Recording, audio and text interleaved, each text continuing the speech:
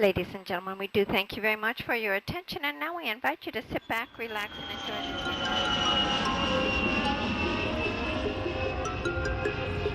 enjoy. Welcome to our top travel destinations.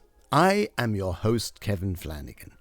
I have been editor of the weekly travel news column in the Sunday Independent and the Fine Wine and Food Guide, and I am here to use my decades of experience to help you know exactly where to stay, eat, drink, shop, and explore when visiting the world's top travel destinations.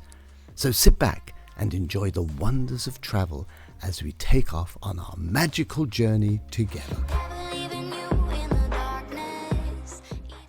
Welcome to Kevin's Top Travel Destinations, and this time I'm going to take you right across the world, and I'm going to do something very interesting. I'm going back to the future. I'm visiting Taiwan. Now, as you all know, Taiwan is in the news.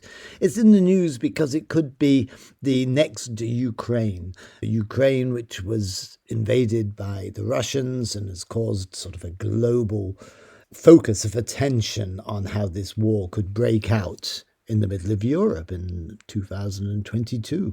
And having been watching the developments of this war and having been visiting the Far East, I decided when I was in Thailand, rather than go to Vietnam, I had a word with my friend Diamond and we said, let's go to Taiwan. And he said, well, yeah, but why do you want to go to Taiwan? I said, well, it's like I'd like to see the history in the future. I'd like to see Taiwan before it is taken over in a conflict, possibly by the Chinese. I'd like to see what it's like before the rubble and the bombs hit and the civilian casualties and all of that. It was a strange thought, but I'm really glad I scratched that itch. And I'm just going to give you a little taste of Taiwan and what it's like visiting, and the capital Taipei, and a beautiful place just outside of Taipei called Jiefeng, just to give you a flavor of the place. So we start off in Thailand. Now, as you may know, if you visited Thailand, it's a place that depends completely on tourism. And I think there's a level of poverty there that makes the people really, really so keen to please the foreigners and the visitors. When you take the 3-hour plane trip from Bangkok to Taipei, as soon as you step off the plane, you notice a difference. Not only has the climate changed because it was in January and it was actually winter, so we went from 30 degrees in Bangkok to 3 degrees, down to minus 3 degrees in Taipei, which was a big change. I wouldn't recommend that, actually. If you are going to Taiwan, go in the hotter seasons. Check out the seasonal maps online, but I wouldn't recommend the winter because it is actually very cold for the first day. It did pick up after that. It's a coastal place, a bit like Ireland, so it can get chilled. The first thing I noticed is as I grabbed a quick espresso while we were waiting for the car to arrive, there was a very, very accomplished barista. He had an American accent. He was a very cool guy. And I started chatting to him about, what do you think? Do you feel there's going to be a war here? Do you think your neighbors are going to invade the Chinese? And he looked me in the eye and he said, absolutely, there is no doubt about it. And it was very interesting. And so there are two sorts of ways that I noticed over my week-long stay in Taiwan that people fall into one of two groups. They're either sure there's going to be an invasion, 100%, or they're 100% sure it's not going to. One of them is right. We will see. And it led me on to thinking a little bit about the history. It's very interesting history. How come that there's been this conflict brewing with China? It goes back to the fate of Taiwan, which wasn't always called Taiwan. For example, as an island, it's always, like Japan, it's often been invaded. It's often been the place of conflict as people try to take it because it has lots of minerals. There is a huge wealth in Taiwan, which I'll talk about towards the end of this short podcast. But just to show, in 1642, they were invaded by the Dutch. The island was then called Formosa. And it went all the way through. There were comings and goings between the Japanese having imperial designs on Taiwan, the Chinese having imperial designs. And then, of course, you had the major battle, which really developed between Chiang Kai-shek and his followers and Mao and his followers. And they were both on the Chinese mainland. In 1934 to 36, Mao had to sort of flee the conflict that was growing between Chiang Kai-shek and him. Eventually, in 1932, the Japanese invaded, and China and Chiang Kai-shek and Mao reunited to defeat the enemy. And the Japanese visited a lot of terrible pain and a lot of awful things on the civilian population of China. And of course, they also invaded Formosa and later Taiwan, as it was called. And over 70 million people died in that conflict. And the conflict only sort of started to resolve itself after the Second World War, where Japan was defeated and slowly Mao took over China. Chiang Kai-shek had to retreat his forces from mainland China, and he set up on Taiwan, hoping to reinvade the mainland and impose his will on the people. That didn't happen, as you know. Then it became this sort of standoff between communist China and Chiang Kai-shek's, which was a despotic state where he was in charge and his son took over. And slowly in 1979, the United States committed to defending Taiwan if there was an invasion. So the standoff has developed since then. But there's been two other major developments in the area. China has undergone its own cultural revolution, and it has now become, as we all know, a huge power player, particularly in the area of manufacture. Taiwan has really done the same, but it's been a little bit more specific in the whole area of semiconductor and chips. It provides 62% of the world's semiconductors. And you have the huge companies like Intel and Toshiba setting up there. There's been this complete boom since 1959, and Taiwan is now a very, very well-off place. I'll tell you just a couple of little stories about that. We visited two places, really by chance. One was a gin palace, a beautiful little bar that served this incredible... It was run by a very young guy, and he had gins and whiskies from all around the world and was charging hundreds of dollars for a bottle of the really good stuff. And he had many takers. It was all young, it was all hip. And I can remember having a smoke outside, chatting to these young guys, young hipsters, all Taiwanese, and saying, will there be a war? And they were all saying, well, again, it was 50-50, but they would all fight if the Chinese came. And this would be 28, 29-year-old tech guys, plenty of money. They would all fight. So that was very interesting. The other very interesting thing we discovered while we were walking around getting chilled to the bone, we went into what turned out to be the leading tea shop. Now, the tea culture in Taiwan is huge. The tea culture in Taipei is huge. As I soon discovered, talking to this old gent who made and sold these incredible teas, and we had a tea ceremony with him. I'm going to do a separate podcast on that. He was selling teas up to $10,000 for a pack. So we're talking about like the very great Bordeaux Premier Cru houses. This is a different level. So the level of money in Taiwan, they keep it very discreet. It's not American, it's not out there, it's not brash. It's very understated. I was talking to an engineer and his wife, and he said, no, there's no chance that there's going to be an invasion. So I left Taiwan after several really interesting days there, still undecided as to what is actually going to happen. And of course, that everything will become clear as time goes on. And I will revisit. What's it like to actually be in Taipei? Well, that's the capital. So that's where you're probably going to go.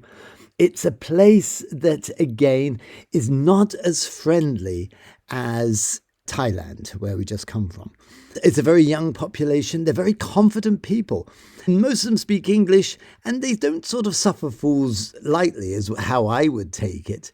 They will talk to you, but they're quite happy. It seems that tourism is not a big deal. They don't really rely on it. They're a rich nation, and there was just this difference in the air. I'd say they were more Chinese in the way, from my point of view, that they aren't really warm and accommodating, certainly as the Thai people are.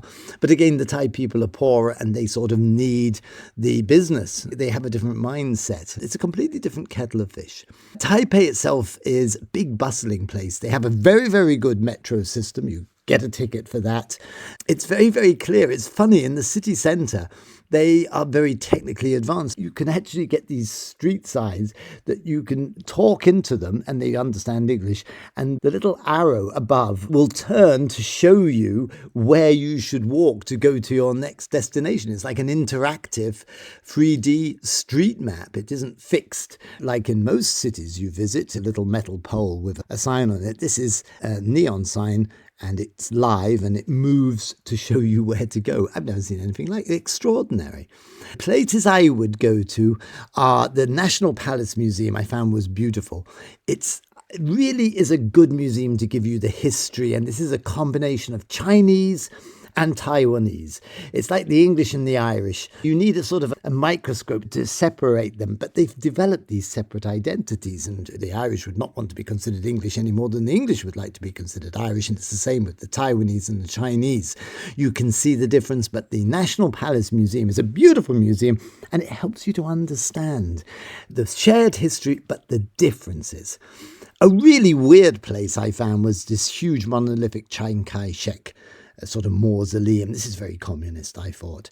It's a huge... Chiang Kai-shek was actually a dictator. He had taken on Mao and lost. He had total power. His son then took over and slowly, fair play to him, brought in reforms. But this is one of these big monoliths like you see to the Chinese leaders or the communist leaders in the old Soviet Union. I didn't like it. My friends, Diamond, loved it. But I thought it was all about the celebration of absolute power. Not for me. You can go into town, and we went to the 101 Observatory, and had this area around there, which used to be the tallest building in the world, is very like downtown Manhattan. It's a beautiful part of the world. You've got the Plum Gardens, you've got a fantastic shopping mall. We went into the 101 shopping mall. You cannot get seats. You have to queue for hours. They have these wonderful dumplings. They have these wonderful potato dumplings.